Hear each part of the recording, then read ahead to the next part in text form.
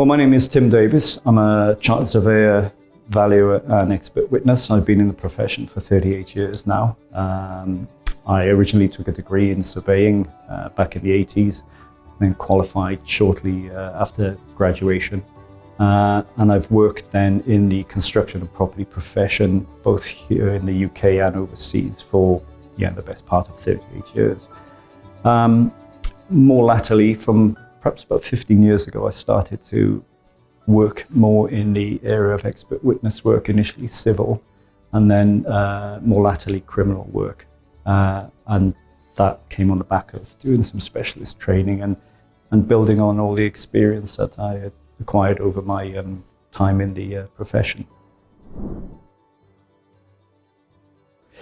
Well, I've been in the profession about 38 years now as a chartered surveyor, valuer and expert witness more latterly. And about 15 years ago, I was asked by Council Trading Standards Department to provide a report on some rogue trader work, where some rogue traders had done landscaping. The report was used then for prosecution purposes, and the council then asked me to undertake further inspections and reports, and then it just grew from there. Other councils throughout Wales started to use my services, and then the West Country really spread by word of mouth.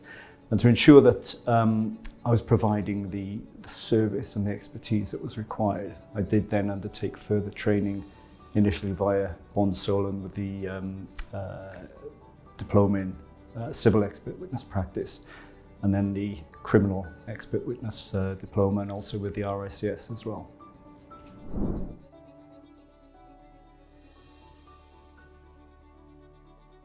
My typical day and week is very busy, and it can vary quite extensively from week to week, month to month.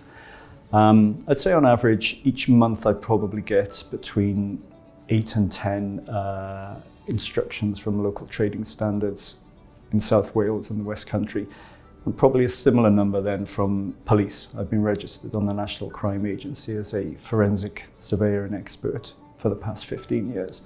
So any police force throughout the UK where they have a property matter, generally rogue traders, the investigating officer can look on the NCA database and find my details, contact me, explain what they investigated and establish if I can help, which I usually can. So I can basically end up working anywhere throughout the UK for various police authorities.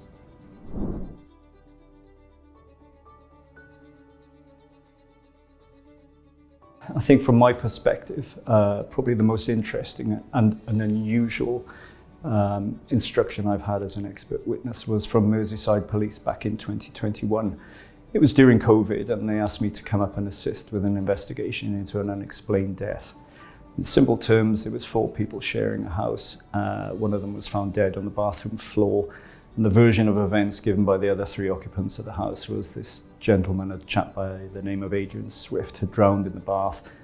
My remit was to attend the property within a week of the deceased being found and carry out a diagnostic damp meter assessment and assist in the police in understanding whether or not the version of events by the defendants was that the bath overflowed, flooded the ceiling, flooded the floor below, etc., etc.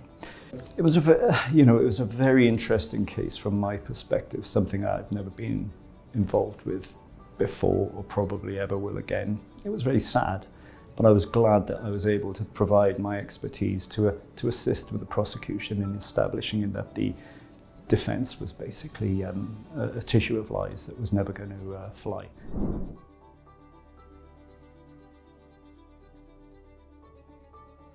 Certainly the highs are particularly with criminal investigations, when my report, my expert evidence, which is often having to be given at a criminal trial in Crown Court, assists the prosecution with bringing to justice rogue traders, of which unfortunately there are many. And I'm talking about how they prey on elderly and vulnerable people, and it can be sums from £3,000 or £4,000 to one case I had in Nottingham last year where they took £430,000 off a university lecturer. The low point, struggling with the workload, the time deadlines set often by the court for court hearings and expert evidence, And likewise with civil matters, everybody seems to be time poor and they want it done yesterday. It's difficult with expert witness work. It's very specialist and it's got to be accurate, robust and correct. And there's no point in rushing it because if you get it wrong, you're just going to be taken apart by a defence barrister when the case goes to court.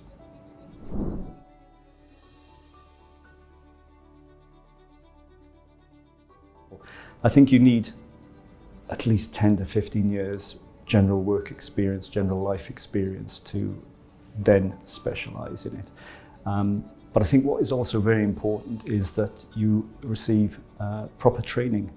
I've been in cases giving evidence in court where I've seen the opposing expert who's academically very qualified, very experienced, but has had no formal specialist training, be absolutely torn to shreds by defence barristers.